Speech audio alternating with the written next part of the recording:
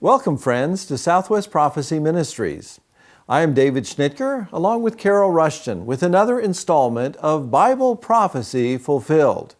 Today we're going to spend a few minutes talking about the most important city in the world.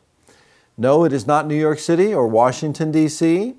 It is not London or Rome or Moscow. It is the ancient city of Jerusalem. According to the Bible, Jerusalem is the most important city in the world, and it is ground zero for the fulfillment of end-time prophecies. The word Jerusalem is considered by many to mean the city of peace. However, during its more than 5,000 years of inhabited history, it has been anything but the city of peace.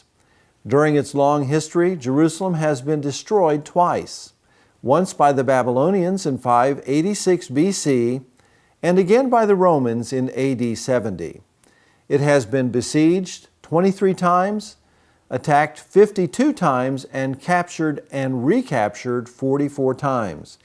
It is one of the ironies of history that a city which in all its long history has seen so little peace, and for whose possession such rivers of blood has been shed, should be known as the city of peace. It is without dispute that the most disputed city in the world is the city of Jerusalem. It is also incontrovertible that the most disputed real estate within Jerusalem is the traditional site of the Temple Mount. Carol, I think you have an article today that illustrates this. Yes, David. I have an article that appeared on October 8, 2015 by Debka File entitled Netanyahu's Temple Mount Boomerang. The Palestinian Knife Strikes in Tel Aviv Too.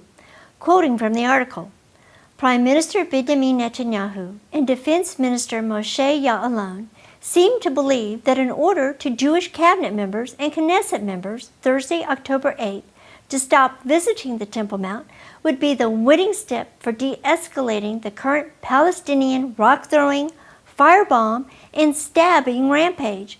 They were wrong. No sooner was the order released than it became a boomerang.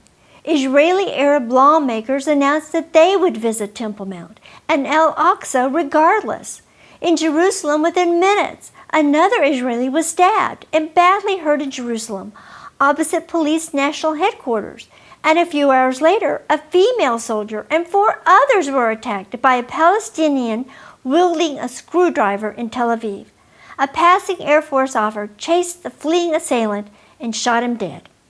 The Prime Minister's order gave the Israeli Arab community's political leaders an opening for joining the campaign waged on behalf of the Palestinians by the radical Israel Islamist movement led by Sheikh Ra'ad Salah for making the Temple Mount into a flaming, charred, anti-Israel, anti-Jewish arena of confrontation. The Temple Mount issue gave Israeli Arabs a legitimate pretext for demonstrating their solidarity with the Palestinians in their campaign of anti-Israel terror.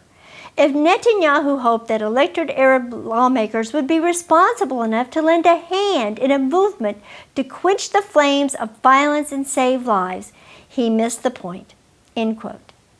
Carol, the Bible not only chronicles Jerusalem's bloody history, but also predicts that this conflict and bloodshed will continue until the second coming of Christ. We read in Zechariah chapter 12 in verses 2 and 3, Behold, I will make Jerusalem a cup of trembling unto all the people round about, when they shall be in the siege both against Judah and against Jerusalem. And in that day will I make Jerusalem a burdensome stone for all people. All that burden themselves with it shall be cut in pieces, though all the people of the earth be gathered together against it. Little by little, the nations of the world are coming against Israel and Jerusalem. The growing animosity and violence against Israel is but another sign that Bible prophecy is being fulfilled in our day. This violence against Jerusalem will continue until King Jesus establishes his millennial kingdom, headquartered in Jerusalem. Then, in reality, Jerusalem will become the city of peace. This is David Schnittger reminding you to keep occupying until he comes.